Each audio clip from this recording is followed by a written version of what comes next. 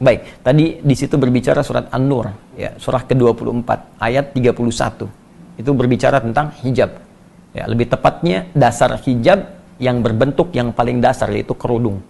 Ya, Allah berfirman, wa qul lil mu'minati yaghdudna min absarihinna. Dan Muhammad sallallahu alaihi wasallam katakan, ya, pada setiap perempuan beriman hendaknya ia memalingkan pandangannya dari yang dilarang.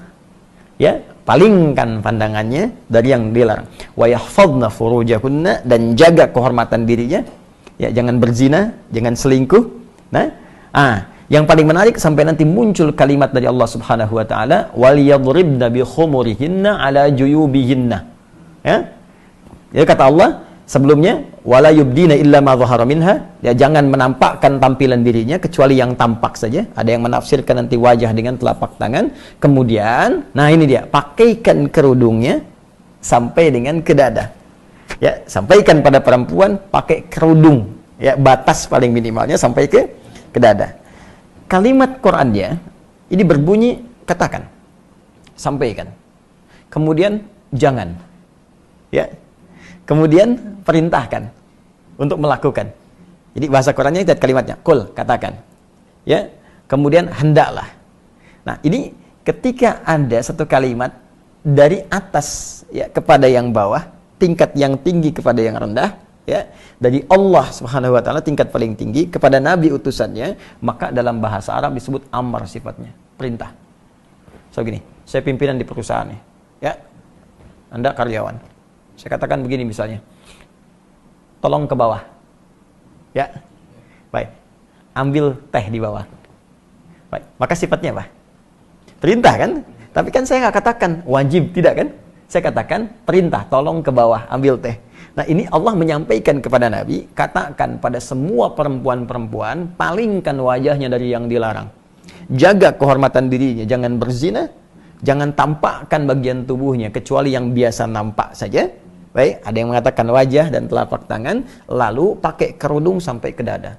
Baik, karena kalimatnya sifatnya perintah, walaupun tidak mengandung kata langsung wajib di situ, maka dikembalikan kepada dasar fikih. Dasar fikih itu produk pembentuk hukum. Ya, jadi kalau Al-Quran sumber hukum, kalau menjadi sebuah ketentuan hukum namanya fikih. Fikih punya dasar, namanya qawaid fikih. Ya, pokoknya disebut usul fikih. Bingung ya? Oke, karena itu nggak mudah. Jadi kalau belum paham kaidah, jangan bicara hukum. Ini biarkan ulama, ya. Sama kayak kita nyari obat kan, kita tanya dokter, ya. Terus dibikin ramuan. Jadi jangan semua orang bisa ngasih obat, ya.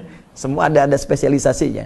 Nah, maka di usul fikih ini ada kaidah berbunyi begini: al aslu fil amri lil wujub hatta yadullad dalilu ala khilafihi. Ya, asal makna sebuah perintah itu mengandung hukum wajib. Ini tidak harus kalimatnya langsung berkata, saya wajibkan. Muhammad katakan pada umatmu, saya wajibkan. Tidak. Jadi setiap ada unsur perintah, ya, maka sifatnya wajib.